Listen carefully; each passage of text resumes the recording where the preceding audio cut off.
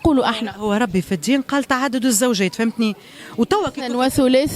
تو كي كثرت العنوسه برشا نساء زاده يحكيوا يحبوا تعدد الزوجات، اما خير ولا نسبه العنوسه كثرت؟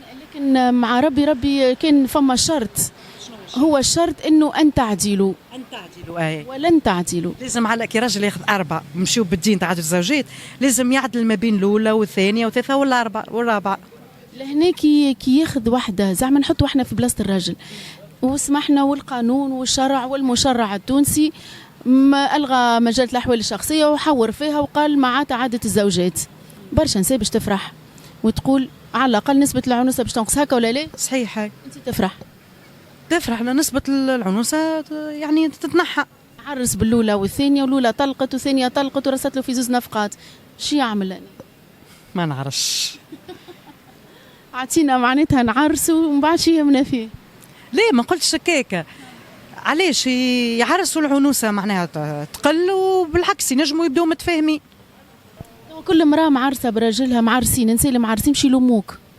يلوموني خاطر نقول كلمه الحق، على خاطر قلت نوعيه نتاع نساء عاملين النفقه مولد رزق. باش يلوموك انك تحب على تعدد الزوجات، وكل مره باش تخاف على راجلها. نحب على مش انا برك نحب على تعدد الزوجات، برشا نساء يحبوا باش العنوسه تنقص، فهمتني؟ بخلاف ربي قال في الدين تعدد الزوجات، لكن مش هكاك بعلي، يعني بالقانون نتاعنا المدني يلزم المشرع يشرع وينقح في القانون ويولي فما تعدد كيما برشا دول عربيه.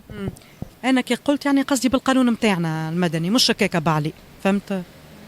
هي المرأة التونسية الأكثر حاجة تتميز بها على كل امرأة عربية وتفتخر بها وهز راسها بها هو إنه ما فماش تعدد الزوجات.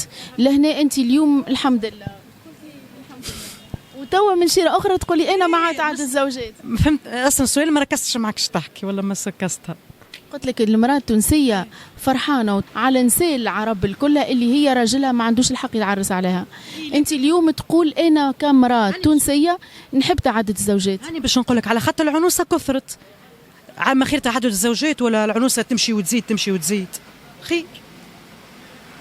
العنوسة خاطر الراجل ما عادش يقدر باش يعرس بامرأة واحدة. نعملوا تعدد الزوجات باش العنوسة تنقص، فهمتني؟ والفساد حر صحيت، لا باش العنوسة تنقص وبالقانون نتاعنا المدني، مش هكاك بعليك، مش كما قلت انت عرفي هذاك بعلي. هما العرفي قلت لك انا هما لقاو الحر هما في العرفي. بالقانون نتاعنا نمشيو المدني التعدد، مش هكاك بعلي بالقانون، فهمت؟ يعني نمشيو بالقانون نتاعنا. غدوة يجيك يتنقح القانون ويجيك راجل متزوج يقول لك راني انا ماخذ زوز نساء ونحبك انت زوجة ثالثة، هل تقبلين الزواج به؟ نقبل. المهم ما نقعدش بايرة. ما نقعدش بايرة، العمر قاعد يجري، واحدة تفوت 30 وتكبر عدا، اما خير تعدد معناها، فهمتني؟ يعني بالقانون نتاعنا المدني بالطبيعة كي يتنقح ولا العنوسة هكا ترى قاعدة ماشية وتزيد، اما خير. مخيب هالكلمة بايرة. يقولوها لك. لا مش يقولوها لي، اما نحكي لك اما خير تعدد الزوجات كي تتقال توجعك تحسها توجع. فما اللي يقولوها لها ما قالوها ليش، فما اللي يقولوها لهم يحسوها. انا ما راش روحي بايره خاطر مازلت صغيره، هذاك علاش ما تراش روحك بايره، وحتى كي تكبر ما تبورش المراه.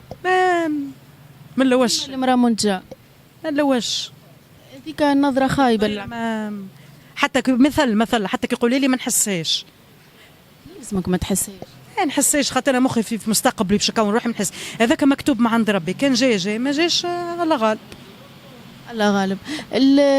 معناتها العرس في تونس يتكلف وشروطنا وعاداتنا وتقاليدنا ممكن هي زاد كانت السبب انه العزوف على العرس والرجال ما عادش نجم تقدم وتخطب بنت الناس. توا معناها فما اللي عرسوا معناها توا على وقتنا، توا فما اللي ترضى باللي يجي وتقول لك نعرس، فهمتني؟ وفما اللي تبى تتشرط تحب فهمتني، وتحب المظهر. كل واحدة وكيفاش، لكن فما عادات وتقاليد. فما طفله راهي كي تجي وقت اللي العرس تولي تحب تشري، تقول له ميسالش ما تجيبليش صيغه، اما جيب لي خاتم وفرده، جيب لي حاجه كيما نديتي على عينين دارنا، على عينين خالاتي، على عينين. صحيح، هاي اقل حاجه، هذه اقل حاجه عينين وعلى اقل حاجه، اما باللي كتب معناها هو ما يقدرش يقول لك انا مثلا مع غلي ذهب ما نقدرش نجيب لك ذهب. ما يقدرش تعرس باللي كتب وكهو على وقتنا تو على العنوسه اللي كثرت تعرس باللي كتب معناها لازم عليها تغزو الفوق تعرس باللي كتب تمشي على قد خطوته فهمتني.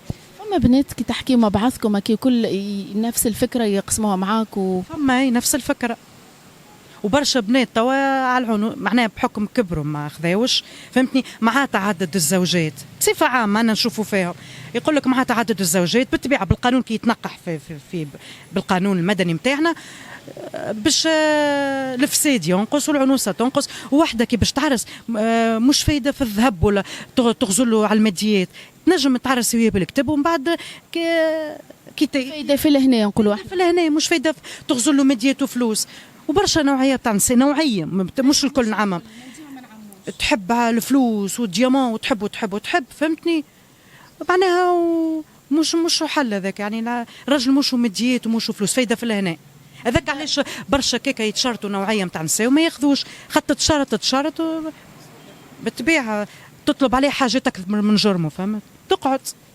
تولي هي اللي خلت السبب نتاع الرجال ولاو يخافوا ما عادش يغزروا للبنات اللي ترضى بالقليل ترضى بالكتب ما عادش فما نوعيه مش برشا العين محلوله تحب وتتشارط فهمتني هاكا يبدا عنده مثل يوفر له واللي ما عنده وكي تبدا واحد مثلا متوسط الحال ولا زوالي تاخذ واحد معناها تزوجوا فقراء يغنيكم الله فقراء يغنيكم الله شكرا قد جرمه كيفه وكي وتخدم تعاونوا فهمتني من غير ما تغزل الفوق تتشرط ياسر لين تقعد هكاك شكرا فقراء يغنيكم الله.